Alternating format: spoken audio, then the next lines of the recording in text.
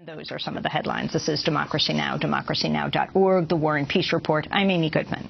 And I'm Aaron Mate. Welcome to our listeners and viewers.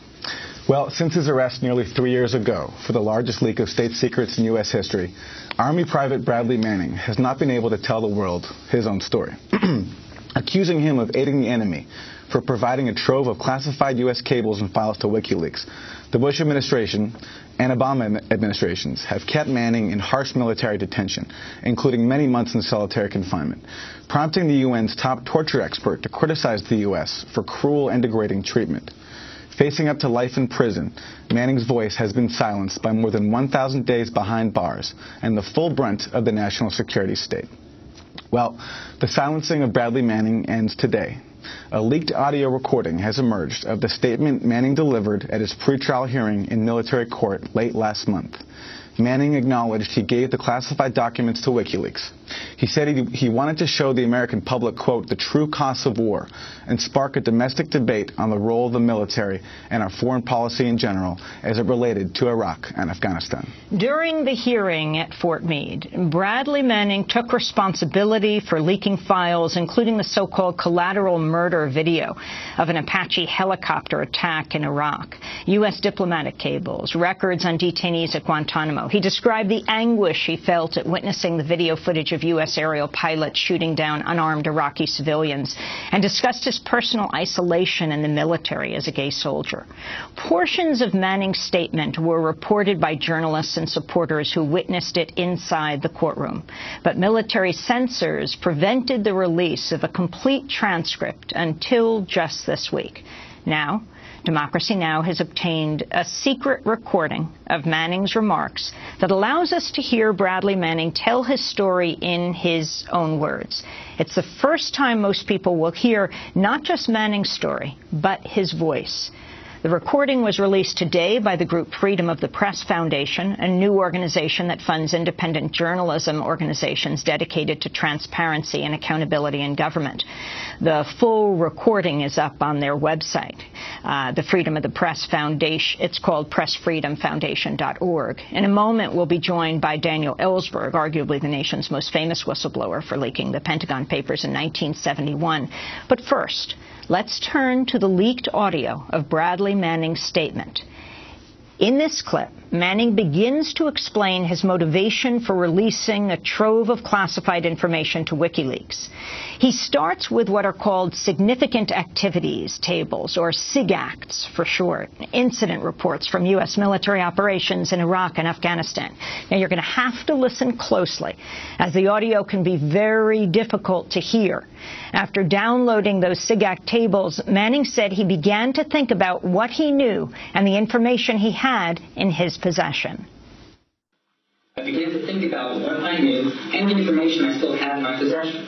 For me, the SIGACTs represented the on-the-ground reality of both the conflicts in Iraq and Afghanistan.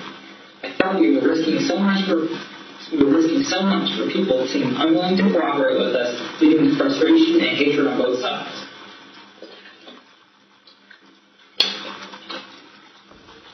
I began to become depressed with the situation that we found ourselves increasingly mired in, year after year. The CNIS documented this in great detail to provide a context to what we were seeing on the ground.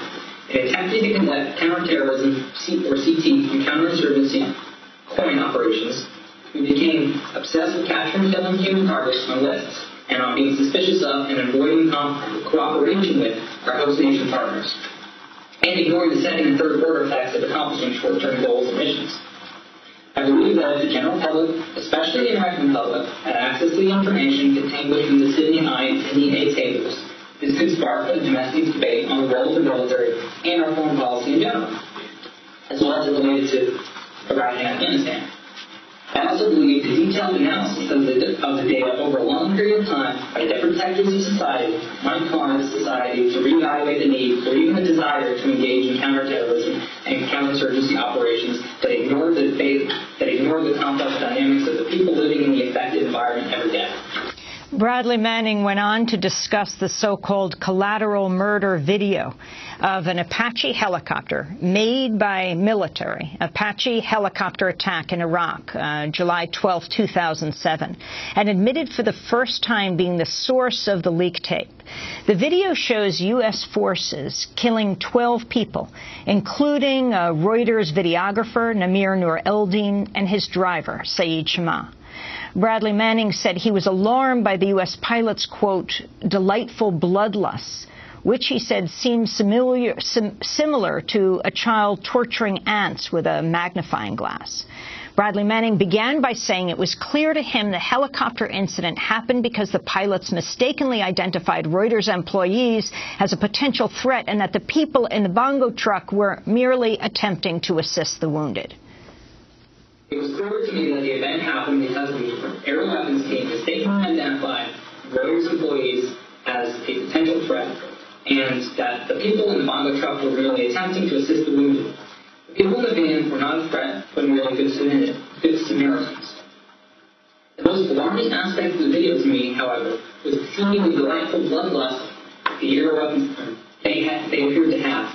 They dehumanized the individuals they were engaging and seemed to not value human life by referring to them as, quote, dead bastards, unquote, and congratulating each other on the ability to kill in large numbers. At one point in the video, there's an individual on the ground attempting to crawl to safety. The individual is seriously wounded. Instead of calling for medical attention to the location, one of the air weapons team crew members verbally asked for the wounded person to pick up a weapon so that he can have a reason to engage. For me, this seems similar to a child torturing ants with a magnifying glass. While saddened by the air weapons team's crew's lack of concern about human life, I was disturbed by the response to the discovery of injured children at the scene. In the video, you can see the bongo truck driving up to assist the wounded individual. In response, the air weapons team crew, as soon as the individuals are a threat, they repeatedly request for authorization to fire on the bongo truck, and once granted, they engage the vehicle at least 6 times. Shortly after the second engagement, a mechanized infantry unit arrives at the scene. Within minutes, the air weapons team crew learns that children were in the van, and despite the injuries, the crew exhibits no remorse. Instead, they downplay the significance of their actions, saying, quote, well, it's their fault for bringing their kids into a battle, unquote. The air weapons team crew members sound like they lack sympathy for the children or the parents.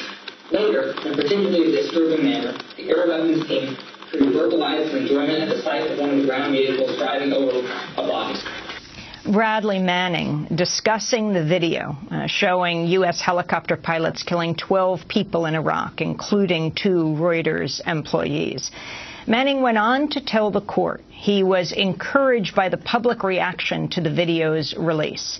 He said he hoped the public would be as alarmed as him about the conduct of the aerial weapons team crew members. Listen carefully. I hope that the public would be as alarmed as me about the conduct of the air weapons team crew members. I want the American public to know that not everyone in Iraq and Afghanistan were targets that needed to be neutralized, but rather people who were struggling to live in the pressure cooker environment of what we call asymmetric warfare. After the release, I was encouraged by the response from the media and general public who observed the air weapons team video. As I hoped, others were just as troubled, if not more troubled than me by what they saw. That was Army whistleblower Bradley Manning reading a prepared statement in court last month, a statement you were not supposed to hear. But for the first time, this audio recording is being heard, surreptitiously recorded in the court. For more, we're joined by perhaps the country's most famous whistleblower, Daniel Ellsberg, who leaked the Pentagon Papers in 1971, the secret history of U.S. involvement in Vietnam. Daniel Ellsberg is joining us from the University of California, Berkeley. Dan, welcome to Democracy Now! I know you've been inside the courtroom where Bradley Manning has spoken. Can you talk about the significance? Of this audio tape?